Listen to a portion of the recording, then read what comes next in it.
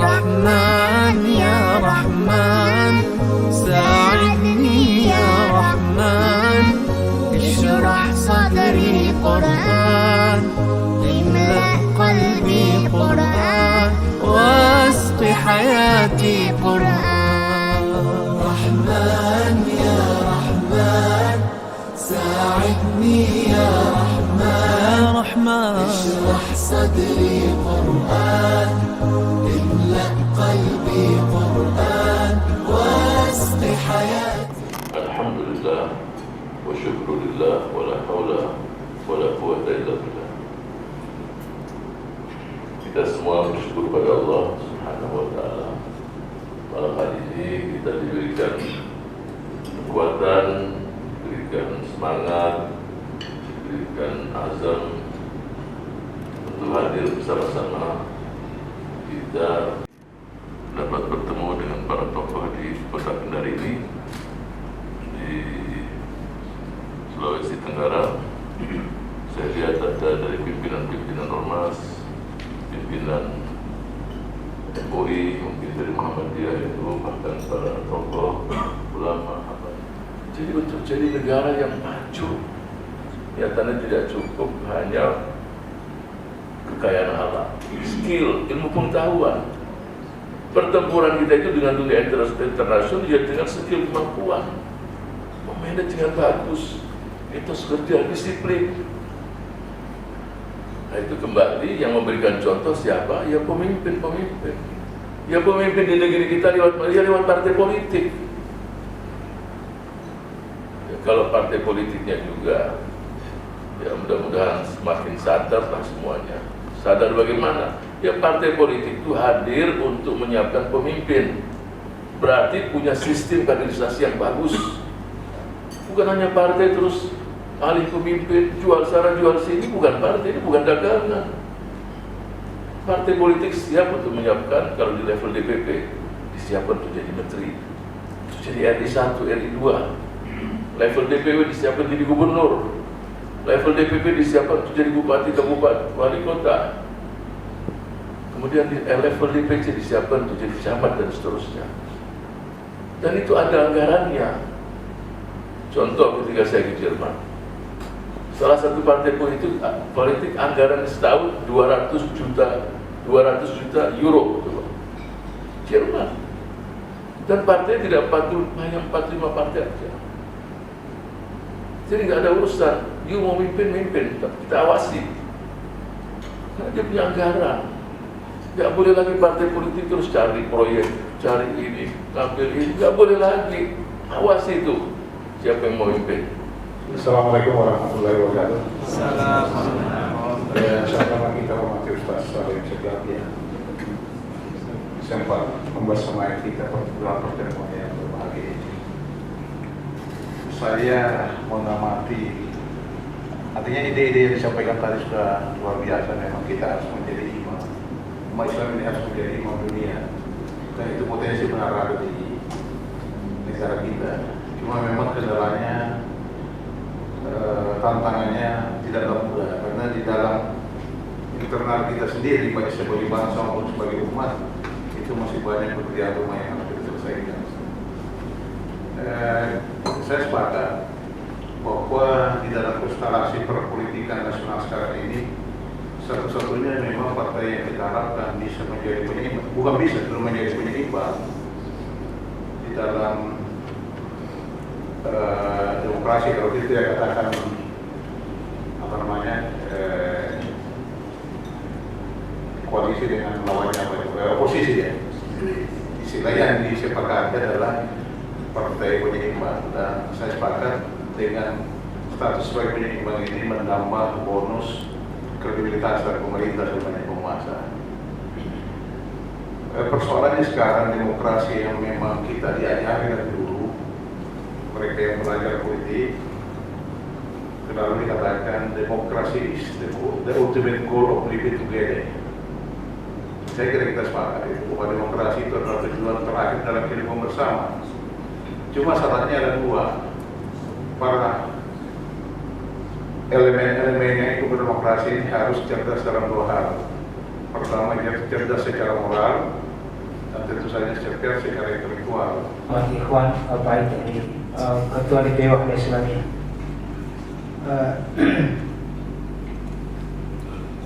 Saya sebenarnya membayangkan kalau sekiranya pertemuan seperti ini sering dilakukan,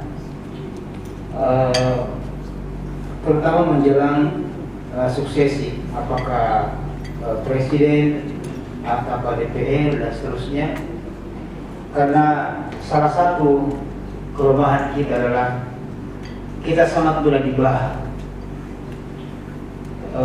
Saya bisa membayangkan kalau sekiranya itu terasa, ya, agar jangan sampai lagi apa yang terjadi hari ini berlanjut. Karena hari ini kalau memang ternyata pemimpin itu luar biasa pengaruhnya, hampir kampus yang lumpuh semua, rektor tidak berdaya, tidak bisa berdaya rektor. Iya, kebijakannya semua lumpuh akibat memang pemimpin yang lumpuh juga. Karena itu memang sangat sedih umat kita ini. Karena itu kami di Wahda Islamiyah, salah satu hal yang kami lakukan adalah dengan cara pembinaan. Dan saya bersyukur di juga ada namanya, saya lihat kita ada namanya madrasah kader NU, itu sudah sangat bagus. Ya, tinggal ini tunggu nanti bagaimana menjelang suksesi kepemimpinan kita bisa bertemu. Ya, kebetulan saya juga Ahmad Al-Yubri. Jadi saya melihat bahwa apa yang disampaikan itu memang umat sangat memerlukan itu. Saat ini kita melihat konstelasi politik di negara kita memang hampir dapat kita katakan bahwa partai yang bisa menyelamatkan umat ini tinggal PKS sendiri. Bisa terrealisasi, kami pun selaku pengusaha mempunyai banyak tanggung jawab terhadap daerah, terhadap provinsi ini, sehingga apa yang bisa kami perbuat tidak keluar dari jalur apa yang bahkan kami bisa bersama-sama bisa mengambil bagian daripada harapan-harapan tadi, yang mana kita tahu bahwa baik itu regulasi, baik itu keadaan dari pemerintahan kita itu memang sangat menjadikan sesuatu beban yang cukup besar, yang dimana dari waktu ke waktu mungkin suasananya sudah lebih sulit lagi dibanding sekarang ini. Tapi kita sebagai umat, sebagai perempuan tetap optimis dengan segala kelemahan maupun kemampuan kita untuk tetap bisa bertahan dalam kondisi yang begitu sulit untuk kita lalui. Tetapi itulah harapan yang kita tunggu yang ada, sehingga benar-benar apa yang kita harapkan untuk memperkuat, karena kami pun dalam suatu wadah usaha yang tadinya berpusat, kebetulan kami terus terang saja distributor semen Penasa, itu pun sudah mulai diambil alih oleh BUMN. Otomatis kami pun sudah berada dalam lingkup yang persaingan yang tadinya mungkin bisa sendiri-sendiri, itu sudah harus merger lagi dengan yang lain. Jadi itulah tantangan mungkin yang dari waktu ke waktu. Pada Allah, para yang bersandar sama Allah, dia tidak akan kekurangan. karena bersandar dengan zat yang maha kaya, dan tidak akan sesat karena bersandar dengan zat yang memberikan dia petunjuk, dan tidak akan hina karena bersandar dengan zat yang maha mulia, maha agung. Individu pun bisa, apalagi kalau kita sama-sama. Jadi sudahlah, kita optimis. Pasti, dan dalam Quran disebutkan innallaha la yughayyiru ma biqaumin hatta yughayyiru ma bi anfusihim. Allah nggak akan mengubah nasib sampai bangsa itu sadar ya kita harus berubah. Berubah apa? Ya kita lihat nanti di 2024 siapa yang paling pas jadi pemimpin bangsa ini, yang memang cinta sama rakyatnya, bukan hanya dengan ya track recordnya jelas siapa dia, bukan cuma pencitraan sana sini. Jadi oleh itu sebagian orang di dunia mengatakan negeri kita ini negeri dongeng. Coba yang cerita di dongeng ada di sini. Dimanapun di dunia itu mau menjadi pemimpin ada senator, memang jadi menteri, pernah jadi ini, pernah ada tahapan-tahapan. Nggak ada, tidak mungkin pemimpin itu membuat program dadakan. Yang ada tidak dijalankan, muncul yang ada. Ada, ya jelas. Tahun pertama, kedua, ini ada program yang sudah diterangkan. Rencana strategis itu ada. Kita jadi menteri pun 100 hari sebelum jadi sudah ada rencana strategis. Jalan ini dengan itu kita jalan. Nanti ada pengecualian tambahan tapi kecil sesuai dengan kondisi yang ada. Tidak ada program yang ratusan item yang ditinggal ini terus muncul yang baru. Nah, itu berarti perencanaan gagal. Saya kalau ditanya, saya nggak setuju pemindahan ibu kota. Kenapa mesti jauh-jauh? Di depan itu reklamasi kosong semuanya. Kalau saya ditanya, pindah ke situ. Ada 11 atau berapa pulau itu. Kenapa jauh-jauh? Situ udah di Jakarta. Tinggal dibuatkan jembatan, selesai. Jadi jangan terus dipindah-pindah, nggak jelas. Sekarang ambasador mau pindah kemana? Nggak mau dia. Anak-anaknya bagaimana? Duta-duta besar terus kalau sakit ini semua panjang. Yang di Jakarta sendiri kalau mau pindah, sudah saya mengikuti pensiun dini sudah. Tidak mudah. Kita realistis. Dan nggak apa-apa memberikan kritik konstruktif depan kosong. Coba itu. Coba naik pesawat itu pulau-pulau kosong. Berapa sih yang dibutuhkan? Yang diinginkan itu duta-duta besar tinggal di situ, aman ini. Oke, kalau itu setuju saya. Kalau perlu diisi ada 8 atau 11 reklamasi, nggak apa-apa. Jelas jauh, berat, sulit. Jadi kita nggak ingin sesuatu yang hanya terus akhirnya nggak jadi. Hampir juga. Jadi yang pertama kita harus optimis.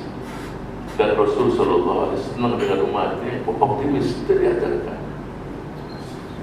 Sekarang penting nggak partai-partai Islam disatukan? Setuju. PKS sebelum mendirikan partai keadilan kita sudah deketi partai-partai itu, bukan kita deketi. Saat itu juga namanya PK. Memang masih banyak muda-muda, sampai dibilang partai kanak-kanak. Kecil semua waktu itu masih muda-muda. Walaupun ada pula yang senior ya, kita pasti sudah di atas 40 tahun, tapi kebanyakan masih anak-anak semua. Bapak-bapak yang di partai ABC anak-anak kita tidak mudah disatukan. Kalaupun disatukan, ya partai keadilan saat itu nggak dianggap karena dia jelas memang tumbuh di masa reformasi, asli tumbuh. Sampai sekarang pun kita bukan nggak siap-siap, oke. Tapi nggak mudah. Buat saya sih penjelasannya bukan disatukan, tapi penjelasannya apa yang bisa kita kerjasama. Saya sudah ngajak pimpinan partai, saya nggak usah sebutkan. Mestinya semua partai ini suaranya bertambah. Ayo kita kerjasama. Partai kan naik, partai ini naik, semua naik. Jangan PKS hadir malah takut sama PKS. Ini yang meroboti kita di PKS juga. Saya bilang jangan you berpikir begitu. Bagaimana kita duduk, kita cari strategi, partai kamu naik. Sampai sekarang pun saya juga masih lakukan. Jadi walaupun kita di luar pemerintah, kita ada di berita. Bagaimana pertemuan PKS dengan Partai Nasdem, bagaimana pertemuan PKS dengan partai, bagaimana kemarin juga dengan Demokrat, mungkin 2-3 hari dengan PAN, kita lakukan walaupun di pemerintah. komunikasi politik penting. Sebab di partai-partai lain walaupun ada juga mereka-mereka yang senang aktif punya komitmen untuk membangun negeri ini. Jangan pula kita nafikan. Ada tokoh-tokoh di partai A, B, C yang kita juga jumpa bagus yang dia juga. Jadi tetap kita lakukan dan nggak mungkin satu partai bisa menyelesaikan ini semua. Kita duduk, kita cari. Kalau dalam PKS selalu kita ajarkan, kita bergandengan tangan dengan apa yang kita sepakati dan kita saling memaklumi perbedaan di antara kita.